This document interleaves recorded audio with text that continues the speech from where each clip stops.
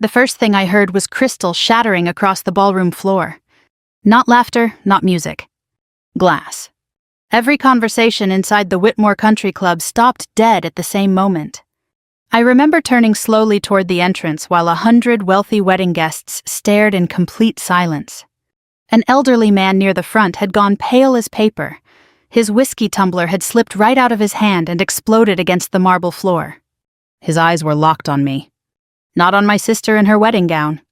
Not on the groom. Me.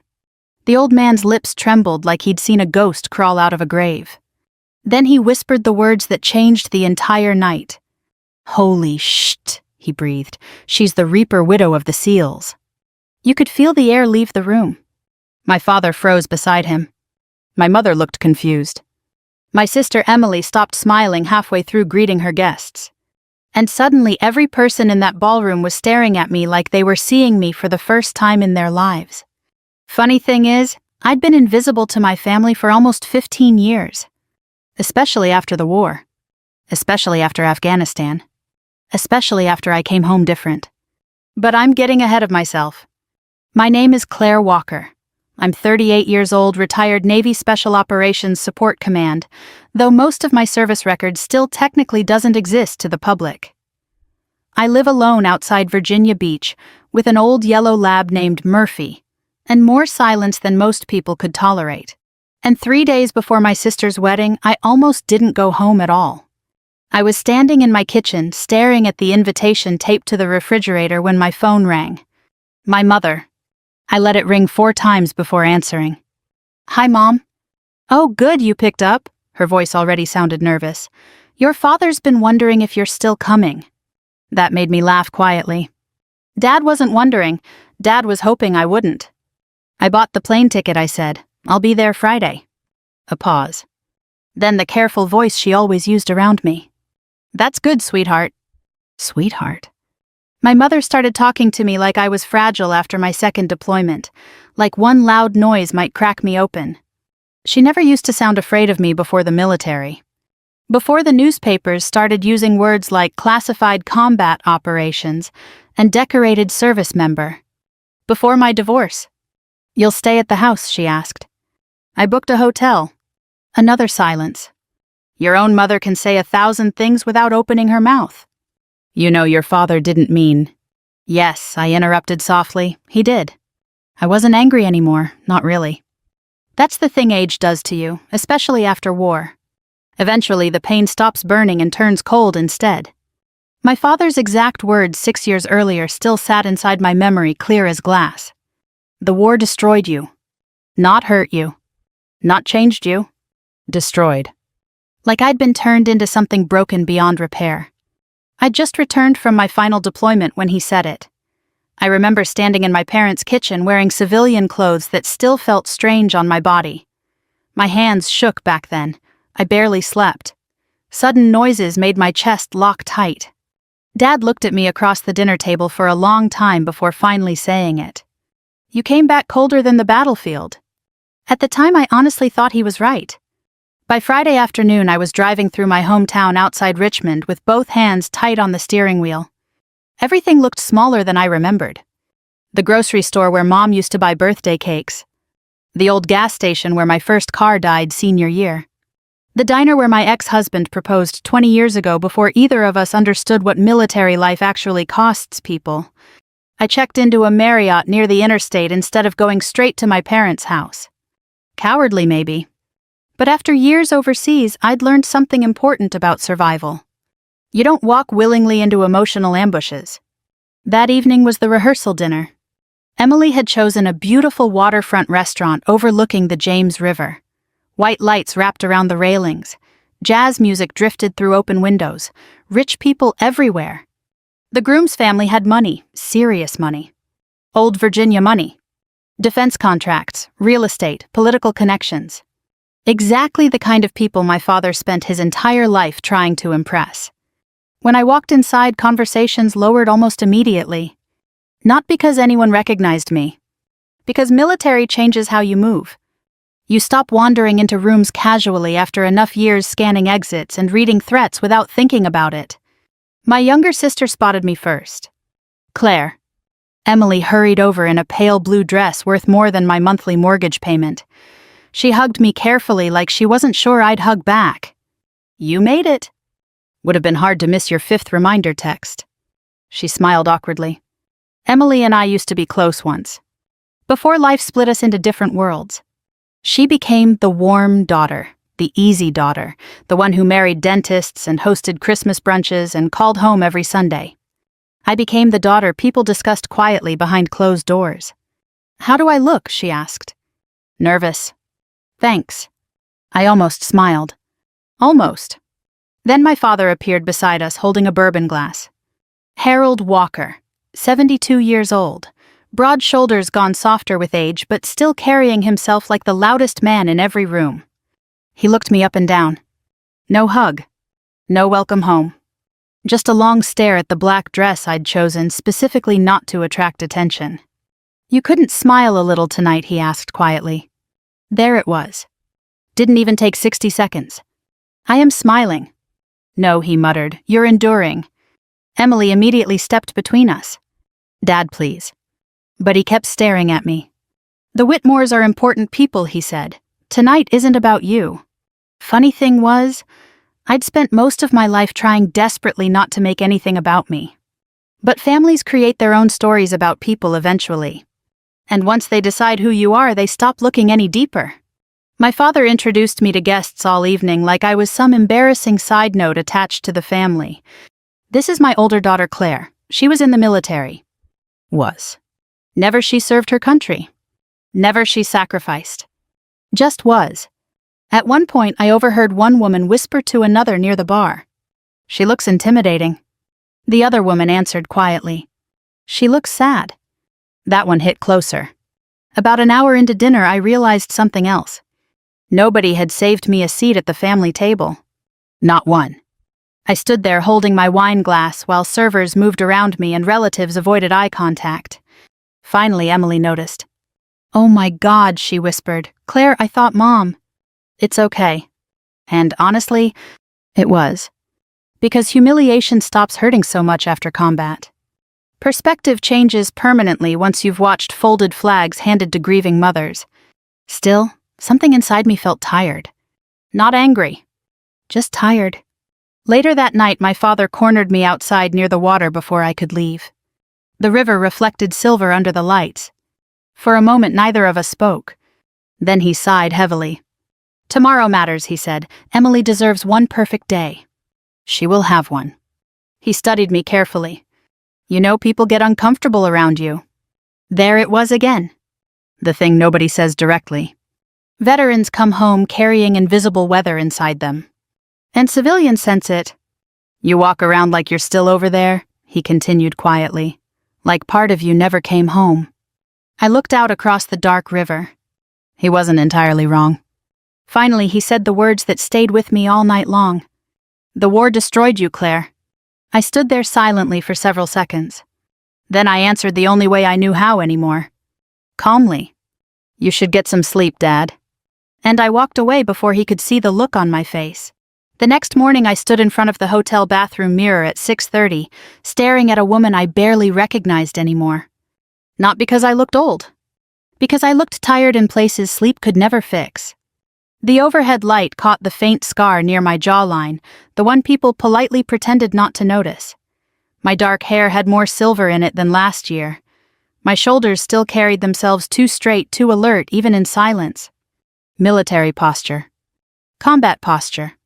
You spend enough years overseas and your body forgets how to relax before your mind does. I adjusted the collar of my charcoal gray suit jacket and looked down at the small velvet box sitting beside the sink. Inside was my Navy Cross. I almost brought it to the wedding. Then I laughed at myself and snapped the box shut again. What kind of person wears medals to her sister's wedding? Besides, my family never cared about medals anyway. To them, military service had always been something abstract and uncomfortable, noble from a distance, inconvenient up close. Especially after I came home carrying pieces of war they couldn't understand. By 8:30, I was driving toward Whitmore Country Club under a pale Virginia sky. The roads were lined with old oak trees dripping Spanish moss, beautiful in the kind of quiet southern way tourists love. The country club itself looked like something out of an old political drama. White columns, massive fountains, valets in pressed uniforms guiding luxury cars into perfect lines. Money everywhere. The kind of money that smells like old leather chairs and private golf memberships. I parked at the far end of the lot on purpose. Less attention that way. Inside the ballroom buzzed with soft piano music and expensive conversations. Women in designer dresses floated between tables carrying champagne flutes. Men with silver hair discussed investments and defense contracts near the bar. I immediately felt the shift that always happens in rooms like that. People noticing me without understanding why. Not fear, exactly. Instinct. A man near the entrance glanced at my hands, my posture, the way my eyes automatically tracked exits. Then he quietly stepped aside without realizing he'd done it. Combat veterans recognize each other even out of uniform. Sometimes civilians do too. Emily spotted me near the ballroom doors and hurried over. She looked beautiful. Really beautiful. Not just because of the dress, because she was happy. For a second I saw the little girl who used to crawl into my room during thunderstorms. "You came," she said softly. "Pretty sure weddings require that." She smiled nervously, smoothing invisible wrinkles from her dress. "You look nice." "So do you." "You could have worn a dress, though." There it was. Even today. I glanced down at my tailored suit. "It's a wedding, not a beauty pageant." Emily sighed quietly. "Claire, just try today, okay?" "Try what?" "Not scaring people." I looked at her for a long moment. Then I nodded once. Because arguing before a wedding helps nobody. A few minutes later, my mother rushed over, already flustered. "Claire, sweetheart, thank God." She grabbed my arm. "The seating cards got mixed up last night, but we fixed everything." "Of course they did." "Now." Mom adjusted my jacket gently. "You look thin." "You've said that every year since 2008. "That's because it's true." Her eyes softened suddenly. "You sleeping any better?" I hesitated. "Sometimes." She nodded like that answer hurt her. Before she could say more, my father appeared beside us wearing a navy tuxedo, and the same expression he always wore around wealthy people, desperate confidence. "Claire," he said sharply, "come meet the Whitmores." "Not would you like to?" "Just come." I followed him across the ballroom toward a cluster of elegantly dressed guests near the windows. As we walked, Dad leaned closer. "Please try not to be intense today." I almost laughed.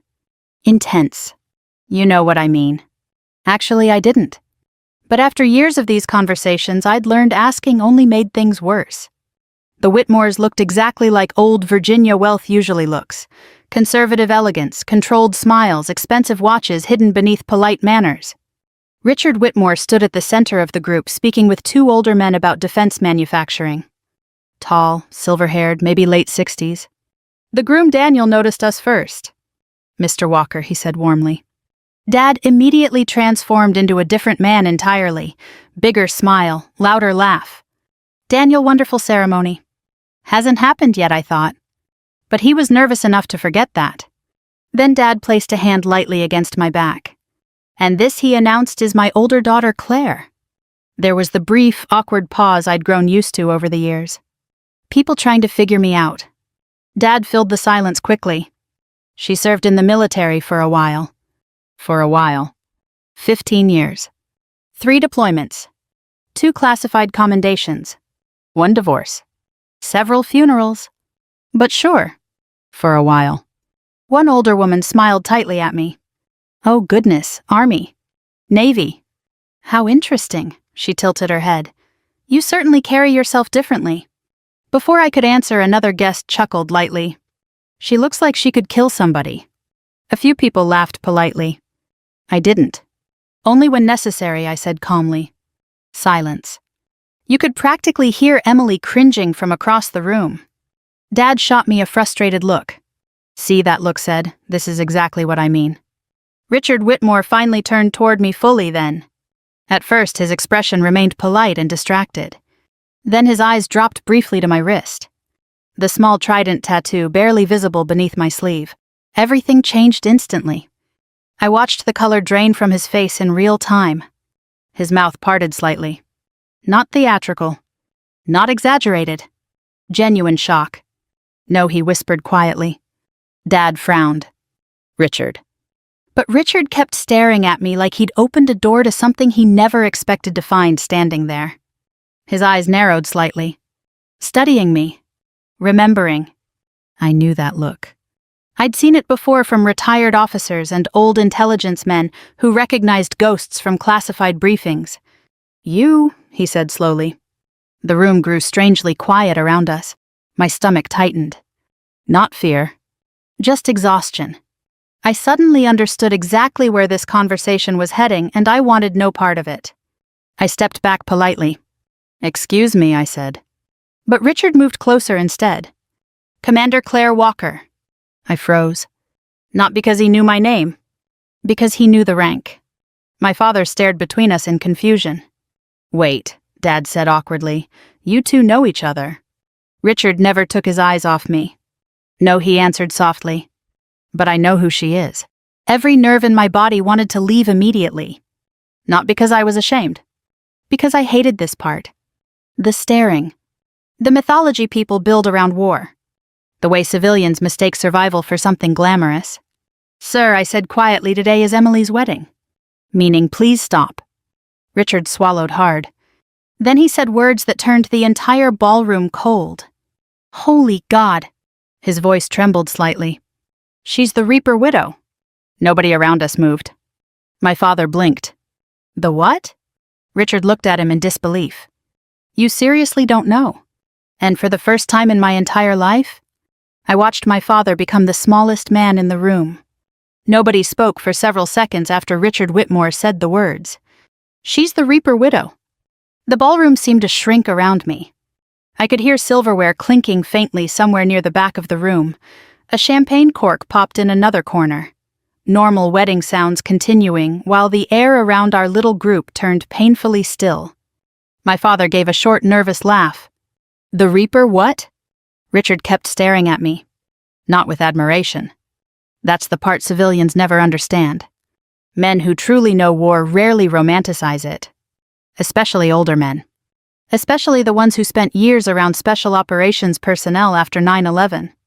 Richard looked unsettled, like a memory had just walked back into his life wearing civilian clothes. You honestly don't know who your daughter is? He asked quietly. Dad straightened a little. I know perfectly well who my daughter is. Do you? I almost said it out loud. Instead, I reached for a passing champagne glass from a server's tray and took a slow sip. Emily appeared beside us looking panicked. What's happening? Nothing, I said immediately. But Richard ignored me. I worked with Naval Special Warfare Procurement for years, he explained, still staring at me. There were stories. I closed my eyes briefly. Stories? That word again. War turns real human beings into stories for people far away from it. There's no need for this, I said calmly. Richard nodded once. You're right. But he still couldn't stop looking at me. The groom Daniel glanced between everyone awkwardly. Dad. Richard rubbed one hand across his mouth. I just never thought I'd see her standing at a wedding reception. There it was. Her. Not Claire. Not Commander Walker. Her. Like I was some classified rumor people whispered about over bourbon after Pentagon meetings. My father's face hardened slightly. Richard, he said carefully, I think there's been some misunderstanding here. Claire was in the Navy, yes, but she pulled men out of Kandahar during the Black Ridge operation. The words hit me like cold rain. Not because they were classified anymore. Most of that mission had eventually been buried beneath enough paperwork and redactions that pieces leaked through military circles over the years. But because I hadn't heard that mission name spoken aloud in over a decade. Black Ridge. Jesus. I could suddenly smell dust and smoke again. Hear rotor blades. Screaming over comms. I stared into my champagne glass. Sir, I said quietly, please. Richard immediately stopped. Good men recognize pain when they see it. Unfortunately, my father still looked confused instead. Kandahar, he repeated. Claire, what is he talking about? I met his eyes finally. You really want to do this here? That shut him up. Nearby guests had started pretending not to listen while listening to every word. Wealthy people are excellent at that skill. Emily touched my arm gently. Claire, what's Black Ridge? Her voice sounded small. I looked at my little sister standing there in her white wedding gown, and for a moment all I saw was the 16-year-old girl who cried when I left for boot camp. I never wanted her carrying images of war in her head. That's not important today. But Richard spoke softly. It's important because your family clearly spent years misunderstanding what happened to her. My father's jaw tightened. With all due respect, Richard, family matters are private. Richard gave a quiet, humorless laugh. You called her damaged 5 minutes ago. Dad froze. So did I. Apparently Richard had overheard more than I realized earlier. You said the war destroyed her, Richard continued. Do you have any idea what your daughter actually survived? My father looked embarrassed now. And angry. The dangerous combination proud men reach when humiliation starts cracking their ego. She came home different, Dad snapped. Colder, distant. Her marriage fell apart. She stopped talking to people. Because she went to war, Richard replied sharply. The room went silent again. Not dramatic silence. Heavy silence. The kind older people understand well. The silence that comes right before someone is forced to confront an ugly truth. I could see Emily beginning to shake slightly. Claire, she whispered what happened over there. I looked away toward the ballroom windows. Outside sunlight reflected beautifully across the golf course lake. Peaceful. Safe. Nothing like Afghanistan. I lost people, I said simply. Dad crossed his arms. Everyone loses people. I turned toward him slowly.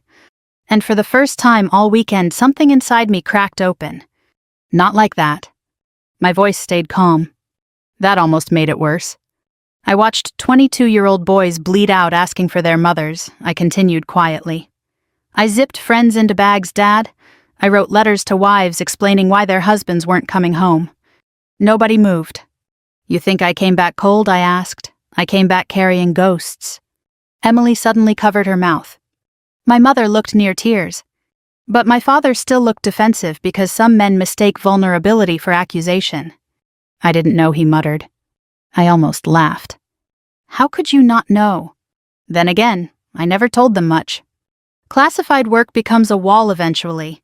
You stop explaining because you physically can't explain. And after a while, silence becomes habit. Richard spoke carefully now. There were men who credited her with saving entire extraction teams. Dad stared at him. My daughter wasn't SEAL Team 6. No, Richard answered softly. She was worse. That actually earned the faintest smile from me. Old special operations humor. Richard stepped closer. Do you know why they called her the Reaper Widow? I immediately shook my head. Please don't. But Emily whispered. Why? Richard hesitated, then answered quietly. Because she was usually the one bringing the dead home. I closed my eyes. There it was. The ugliest truth underneath every military nickname. Nothing glamorous. Nothing cinematic. Just grief. Mission after mission, casualty after casualty, I somehow survived while others didn't. Somebody started calling me Widow after my third extraction operation involving fatalities. Then Reaper got added later by operators who thought dark humor made death easier to carry. It didn't. Dad looked physically ill now. You were bringing bodies home. I nodded once. That was part of it. Oh my God, my mother whispered. And suddenly I realized something painful. My family had spent 15 years imagining me as emotionally broken, without ever once asking what broke me. At that exact moment, another voice suddenly cut across the ballroom behind us. Commander Walker. I turned immediately. An elderly man stood near the reception tables wearing a dark suit with a navy pin attached to his lapel. Rear Admiral Thomas Reed, retired. I hadn't seen him since 2014. Even in his 70s, the man still carried himself like command authority wrapped in steel. The second our eyes met, he straightened instinctively. And before anyone in the ballroom fully understood what was happening, the Admiral saluted me. Every veteran in the room noticed instantly. Several older men rose from their chairs automatically. My father stared in disbelief. But the worst part, it wasn't the salute. It was the expression on the Admiral's face afterward. Not fear. Not awe. Respect. The kind my own father had never once shown me. After Admiral Reed saluted me, the ballroom never quite recovered. The music continued. People still smiled for photographs. Champagne still flowed from silver trays carried by nervous-looking servers.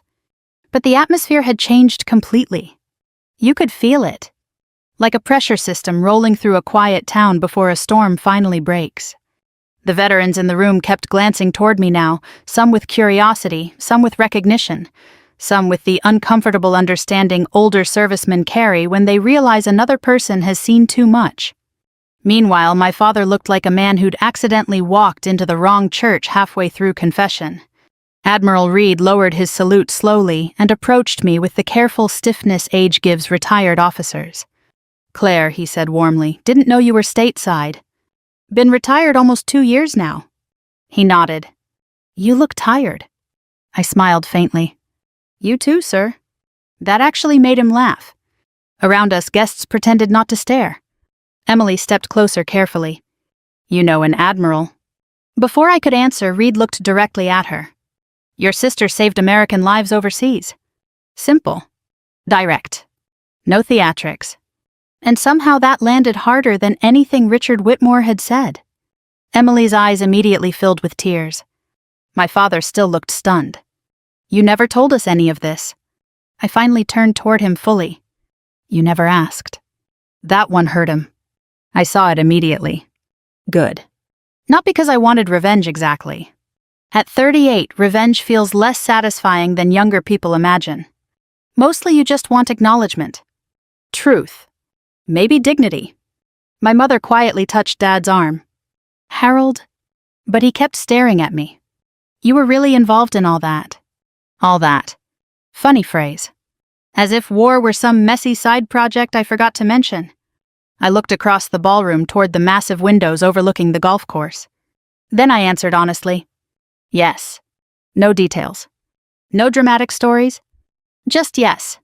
Because there are memories veterans learn to keep locked down if they want to survive civilian life.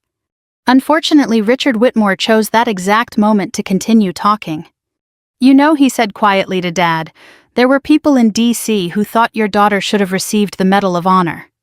I closed my eyes briefly. Jesus Christ. Richard I warned softly. But older men with guilt sometimes keep talking because silence suddenly feels cowardly. She ran extraction under direct fire 3 separate times during Black Ridge. Emily whispered. "What does that mean?" Nobody answered immediately. Finally, Admiral Reed spoke. "It means other people were retreating," he said carefully, "and your sister went back in." The ballroom felt smaller by the second. I hated this. Not because the stories embarrassed me. Because dead people deserve privacy too. Every military hero story is built on somebody else's funeral. Dad looked shaken now. "Claire." I cut him off gently. "Can we please stop discussing Afghanistan at Emily's wedding?" Thank God Emily finally stepped forward. "She's right." Her voice cracked slightly. "This isn't about war." For a moment I thought the situation might finally settle down. Then one of the older guests near the bar approached slowly. Marine Corps veteran by the posture, mid-70s. He looked at me carefully before speaking. "My grandson served in Helmand Province," he said quietly. "He used to talk about a woman called Widow." My chest tightened immediately. The old man swallowed hard. "He came home because of her." I looked down at my hands. "Sir?" "He killed himself 3 years later," the man continued softly. "But he made it home first." That one almost broke me. Because that's the part civilians rarely understand about modern war. Getting soldiers home alive doesn't always save them. Sometimes the battlefield follows them back. The old Marine gently squeezed my shoulder once before walking away. And suddenly the ballroom noise felt very far away. I needed air. Without another word, I stepped outside through the side doors overlooking the water behind the country club. The October breeze felt cool against my face. For several minutes I just stood there alone, listening to distant laughter drift from inside. Weddings are strange after war. Too much happiness in one room can make damaged people feel like intruders. A few minutes later, the doors opened quietly behind me. Emily, still wearing her wedding gown. Still carrying that worried little girl expression she'd had since childhood. "You disappeared." I needed a minute. She nodded slowly and stepped beside me, overlooking the lake. For a while, neither of us spoke. Then she finally whispered, "Were you really that famous?" I laughed softly. Famous. God. Number. But they looked terrified. Not terrified. I paused. Careful. Emily wrapped her arms around herself against the cold. Dad always said the military changed you. It did. But not like this. There it was again. The realization slowly hitting her. For years, my family had reduced everything complicated about me into one simple explanation. Claire became difficult. Claire became cold. Claire became distant. None of them had ever stopped to ask why. Emily's voice grew smaller. Were you scared over there? That question nearly undid me more than all the military talk inside. Because she sounded like my baby sister again. Not a bride. Not an adult woman. Just Emily. I stared out across the dark water. Every day. She looked shocked. You. I almost smiled. Especially me. Fear keeps people alive. The fearless ones usually come home in flag-draped coffins. I thought special operators weren't afraid. That's movie nonsense. I glanced toward her. The brave people are usually terrified. They just keep moving anyway. Emily wiped at her eyes carefully. I'm sorry. For what? For believing Dad. That hit deeper than she realized. I leaned against the railing quietly. Your whole life they compared us differently, she continued. You were the difficult daughter. I was the easy one. You were never easy, I said dryly. That made her laugh through tears. Then her expression turned serious again. When you came home after deployments, I didn't know how to talk to you anymore. Neither did I. That was the truth nobody says out loud about veterans returning home. Families expect reunions.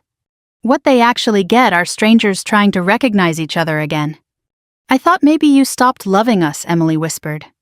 I looked at her sharply. Number. Then why'd you stay away so long? Because it was easier. Because silence feels safer than disappointing people. Because once civilians decide you're damaged, eventually you start believing them. But I couldn't say any of that out loud. Before I answered, the doors behind us opened again.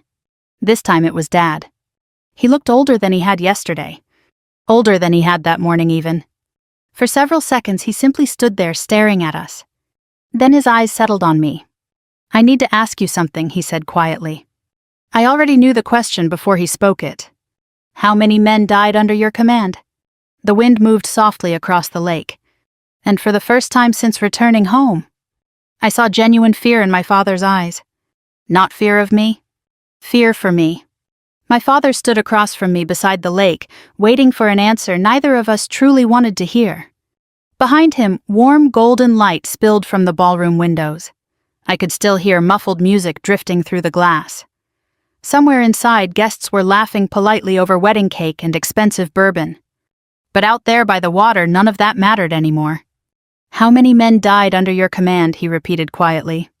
Emily inhaled sharply beside me. I looked at my father for a long moment before answering. I stopped counting. The truth landed harder than any dramatic number could have. Dad's face tightened. Not judgment this time. Pain. I think that was the moment he finally understood war isn't measured by medals or headlines. It's measured by names you carry forever. I didn't know he whispered again. This time I believed him. Because people my father's age grew up in a different America. A quieter America. Soldiers came home from Vietnam broken in ways nobody knew how to discuss, so entire generations learned to avoid uncomfortable conversations altogether. Men buried pain. Women carried families. And trauma sat silently at dinner tables for decades. Dad took a slow breath. When you were little, he said carefully, you used to cry if birds hit the windows outside. I smiled faintly despite myself. I remember. You buried a dead squirrel in the backyard when you were 9 because you didn't want it left alone. Emily laughed softly through tears. Oh my God, I forgot about that. Dad stared at me. I can't reconcile that little girl with what? He looked away toward the dark lake. With someone people call Reaper Widow. There it was.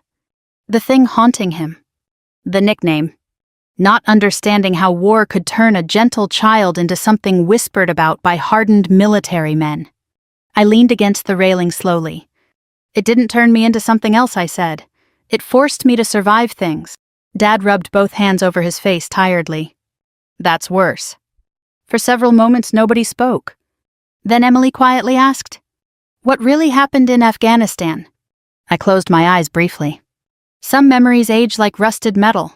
Touch them years later and they still cut. But for the first time in my life, my family wasn't asking out of curiosity. They were asking because they finally wanted to understand me. So I answered. Black Ridge was supposed to be a simple extraction, I said quietly. Intel went bad. Even now my voice automatically flattened into operational calm whenever discussing combat. Training never leaves completely. A SEAL reconnaissance team got trapped inside a valley compound after insurgents intercepted their route. They were outnumbered and cut off. Emily looked pale already. Dad listened silently. We lost air support because of a sandstorm. Communications kept dropping. Nobody could get to them. I stared out at the water. But somebody had to try. The October wind carried distant laughter from inside the ballroom. Funny how life keeps moving while people describe the worst moments they've ever lived through. We got there too late for some of them, I continued quietly. My father swallowed hard. How old were they? Most 23, 24. Jesus. The expression on Dad's face shifted immediately. Because suddenly those weren't soldiers anymore. They were boys. Somebody's sons. 2 operators were still alive when we reached the compound, I said. One had lost most of his leg. The other was burned badly enough he couldn't see. Emily covered her mouth. I kept going anyway. Extraction helicopters couldn't land under fire, so we had to carry them nearly 2 miles through the ridgeline.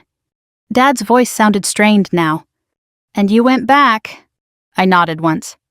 3 times. Why? That question nearly made me laugh. Because soldiers over 60 usually understand the answer instinctively. You go back because somebody would have gone back for you. That's what we do, I said simply. Dad stared at me like he was trying to rebuild his understanding of his own daughter piece by piece. What about the others? He asked carefully. I looked down. We brought everybody home. Silence settled again. Heavy silence. The kind older Americans know well. The kind built from funerals, regrets, and things people wish they'd said sooner. Finally, Emily whispered. And after that, you were different. I almost smiled sadly. Number. I looked at her. I was already changing long before that. Because war doesn't destroy people all at once. It happens slowly. Conversation by conversation. Funeral by funeral. You lose the ability to explain ordinary life to yourself. Then eventually you lose the ability to explain yourself to ordinary people. Dad sat down heavily on a nearby bench overlooking the lake. For the first time in my entire life, he looked small to me. Not weak. Just human. I thought you stopped caring about this family, he admitted quietly. That one hurt more than I expected. I stopped knowing how to fit into it. He nodded slowly like the answer made terrible sense. You'd come home and sit there silently during Christmas dinner, he said. You'd stare at doors, windows, crowds. I was checking exits, even around us. Yes. The word came out before I could soften it. Dad looked devastated. And suddenly I regretted saying it. Not because it wasn't true. Because parents aren't built to hear their children describe living in survival mode. I thought you were judging us, he said quietly. Number. I sat beside him. I was trying to calm my nervous system enough to feel safe indoors. That finally broke something in him. My father lowered his head into his hands. Oh God. I'd seen men cry in combat zones before. Usually older men. Usually after the danger passed. This looked exactly the same. I failed you, he whispered. I immediately shook my head. Number. Yes. His voice cracked sharply. You came home carrying all that, and all I could think about was how uncomfortable you made people. Emily started crying openly now. I thought if I pushed you hard enough, Dad continued, you'd become normal again. Normal. That impossible word veterans spend years chasing. I stared across the lake quietly. There's no going back after some things, I said softly. Dad looked at me with tears in his eyes. Then he asked the question that mattered most. Did anybody ever help you carry it? I thought about that for a long time. The truth surprised even me. Not really. That answer seemed to physically wound him. Inside the ballroom, the DJ announced the father-daughter dance. Emily wiped her face quickly. That's our cue. Dad stood slowly, but before heading inside, he turned toward me again. His voice sounded older than I'd ever heard it. I spent 15 years believing the war destroyed my daughter. He swallowed hard. But maybe it was the silence afterward that did the real damage. And for the first time since coming home, my father finally saw me clearly. The wedding ended later than expected. By the time the final guests drifted toward the valet stand and the ballroom lights dimmed low, the October air had turned cold enough to fog the windows. I was standing alone near the parking lot watching leaves scrape across the pavement when I heard footsteps behind me. My father. For a second, neither of us spoke. He looked exhausted. Not physically. Spiritually. Like a man who'd spent an entire day discovering how wrong he'd been about someone he loved. You leaving? He asked quietly. Probably best. He nodded once, though he clearly hated the answer. The valet station lights reflected across his tired face. I suddenly noticed how old he'd become, the deep lines around his mouth, the slight stiffness in his shoulders. War ages soldiers. Regret ages parents. I used to brag about you when you were little, he said unexpectedly. I glanced at him. You did? All the time. A faint smile crossed his face. You climbed everything, trees, roofs, that terrible swing set I built. I laughed softly. You fell off the garage once. You told me not to cry because astronauts probably fell worse than that. That earned a real smile from me. Small, but real. Dad looked down at the pavement. Then somewhere along the line, I stopped understanding you. The wind moved quietly through the dark trees around the country club. I didn't know how to talk to the version of you that came home, he admitted. Neither did I. That was the tragedy underneath so many American families after war. People expect soldiers to return exactly the same, then panic when they don't. Dad shoved his hands into his coat pockets. When your marriage ended, he paused carefully, I blamed you. I looked away toward the empty parking lot. I know. He came to me one night after you deployed again. Dad's voice sounded ashamed now. Your ex-husband said he felt like he was living with somebody who never fully unpacked her bags. I closed my eyes briefly. David. Jesus. There are some wounds age never fully dulls. He said you stopped sleeping beside him, Dad continued quietly. Stopped laughing. Stopped talking. I stopped sleeping at all. Dad swallowed hard. I should have realized something was wrong. I stared out into the dark. You know the strange thing, I said softly. I kept waiting for somebody to ask me if I was okay. That one nearly broke him again. Because parents hear every version of their failures eventually. Some just arrive later in life. A car door slammed somewhere across the parking lot. Then silence returned. I thought strength meant handling things yourself, Dad admitted. That's how your generation survived. He nodded slowly. That's also how we destroyed ourselves. For several moments we simply stood there together beneath the yellow parking lot lights. Not fixing 15 years? Just finally telling the truth about them. Then Dad looked at me carefully. Why didn't you ever tell us how bad it was? I smiled sadly. Because every time I tried, people looked horrified. That was the reality nobody prepares veterans for. Civilians love the idea of sacrifice. Until sacrifice starts describing real things. Real blood. Real nightmares. Real funerals. You stopped asking after a while, I continued. Mom got nervous whenever Afghanistan came up. Emily changed the subject. You got angry. Dad stared at the ground. I thought talking about it would make things worse. Silence made things worse. The words settled heavily between us. Inside the building, staff members were clearing tables and shutting down the reception. The wedding was over. But something else had finally begun. Dad looked toward the ballroom doors. Come inside one more time. I don't think that's necessary. It is. His tone surprised me. Not commanding. Certain. A few minutes later, we walked back into the nearly empty ballroom together. Only close family remained now. My mother, Emily, and Daniel, A few relatives gathering coats near the exits. Conversation stopped immediately when they saw us. Dad moved slowly toward the center of the room. Then he did something I never expected to see for the rest of my life. He cleared his throat nervously and addressed the room. "I need to say something." Emily looked confused. Mom already seemed emotional again. Dad turned toward me fully. "When Claire came home from the military, I thought the war had destroyed my daughter." The room went completely silent. "But tonight I realized something." His voice cracked slightly. "The war didn't destroy her." He swallowed hard. "It revealed how weak the rest of us were." I immediately shook my head. "Dad." "Number." For the first time in years, he interrupted me gently instead of dismissively. "I spent 15 years punishing you for surviving things I couldn't even imagine." Tears filled my mother's eyes. Emily was openly crying again beside Daniel. Dad kept going anyway. "You came home carrying grief, trauma, guilt, and instead of helping you carry it, I treated you like an embarrassment." The room felt painfully still. "I kept saying the military made you cold." His voice broke completely now. "But maybe you were just exhausted from carrying pain alone." Nobody moved. Nobody spoke.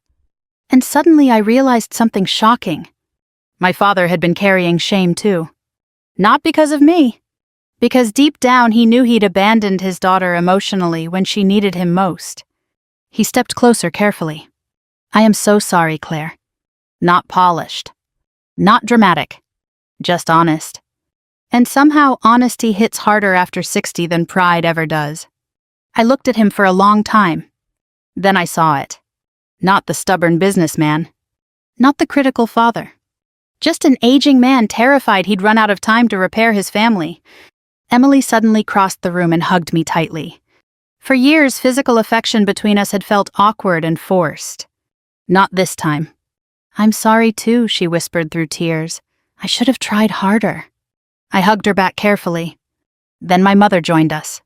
Then somehow all four of us ended up standing there together in the middle of a half-empty ballroom, holding onto each other like survivors after a storm.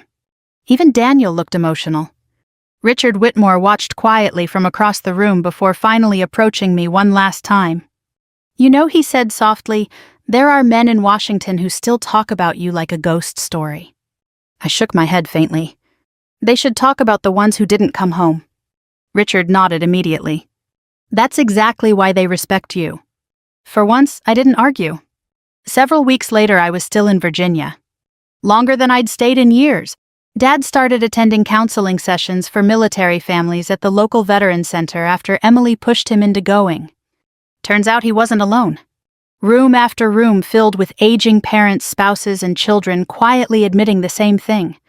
We didn't know how to bring them home. Neither did the veterans. That was the heartbreaking part. We were all improvising. One Saturday morning, Dad and I sat on his back porch drinking coffee while autumn leaves drifted across the yard. Peaceful. Ordinary. The kind of morning I used to think I'd never deserve again.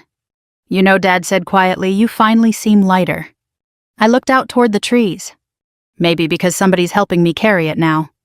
He nodded slowly.